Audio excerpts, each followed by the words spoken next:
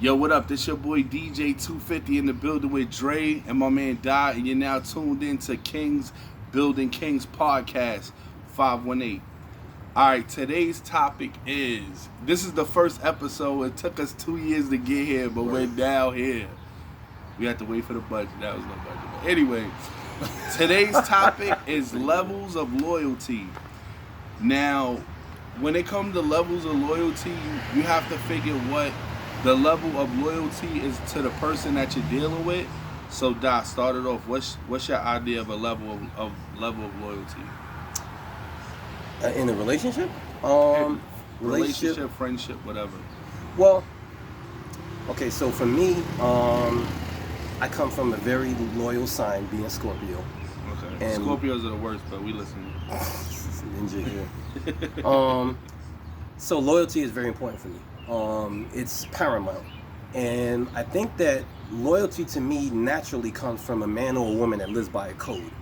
And what I mean by that is if you grew up on some kind of code, if you was in some kind of organization, movement, group, whatever, and they live by a code, I don't care if it was a gang, I don't care if it was in the black movement or whatever.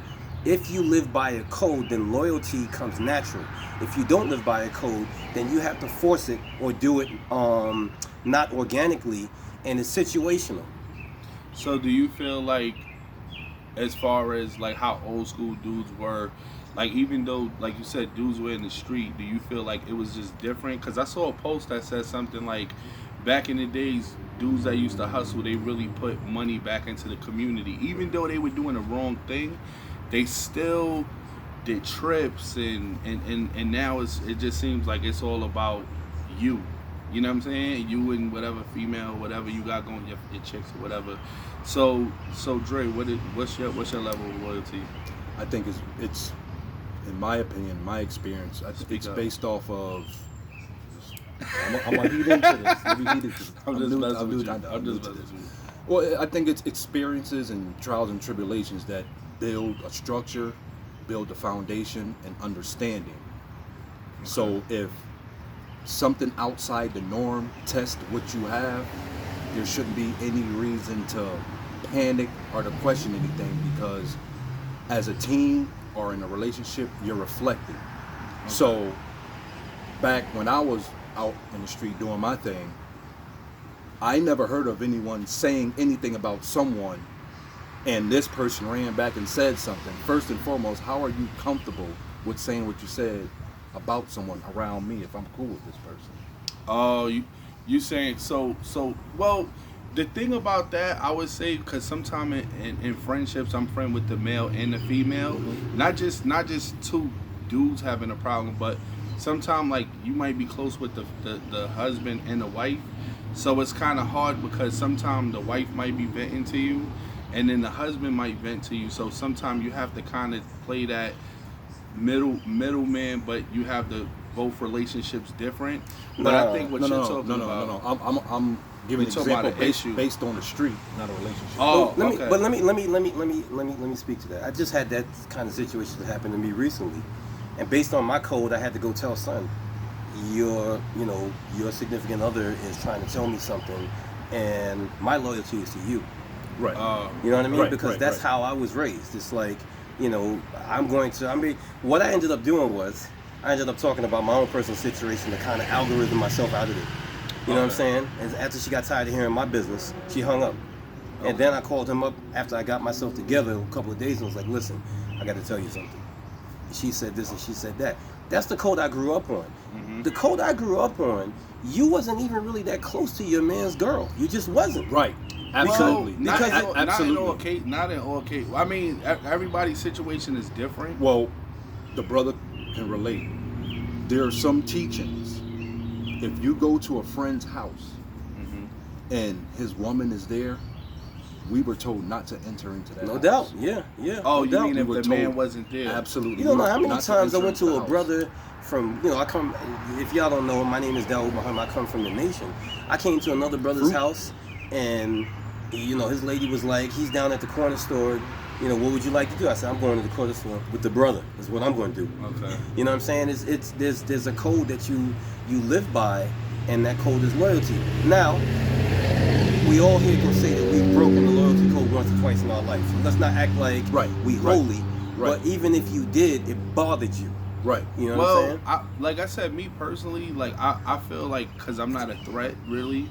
So like my thing is like sometimes like I might have had like say you marry somebody we was friends with before. So I know her well, I know you well, and it's not like, and I get it, like anybody could kind of be a threat, but with some people it's like that's close to you like a brother. You're not gonna feel threatened that he's like playing video games with your son for the 10 minutes that you went to the store. You know what I'm saying? Right. Mm-hmm. Right. We gotta pause one second. All right. So what I was gonna say is, wait, that like totally threw us off. We had 5 minutes. Yeah, we cool. Sorry about that. So who was finishing up? You was? No, I think the good brother was talking. Go ahead, Dre. Well, speaking from experience, relationship-wise, and just going through a lot of trials and tribulations, I use my past experiences to nurture and make do with what I have. Even if it's just something simple, I make it big. That's how I operate. I don't understand it at times, but I've been successful doing it. So I just started watching Godfather Harlem. And what I love about movies like this, what have always captured the black community, people say, well, these are negative movies about violence or drugs and stuff like that. But black community is always built on a strong sense of loyalty. It's always been like that. And the fact that his lady did that bid with him, he came out, she had his stuff together.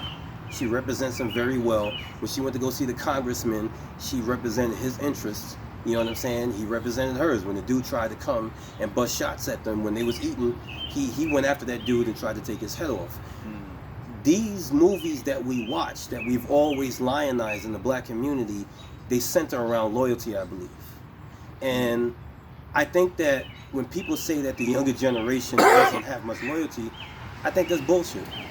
I think that it exists in every generation.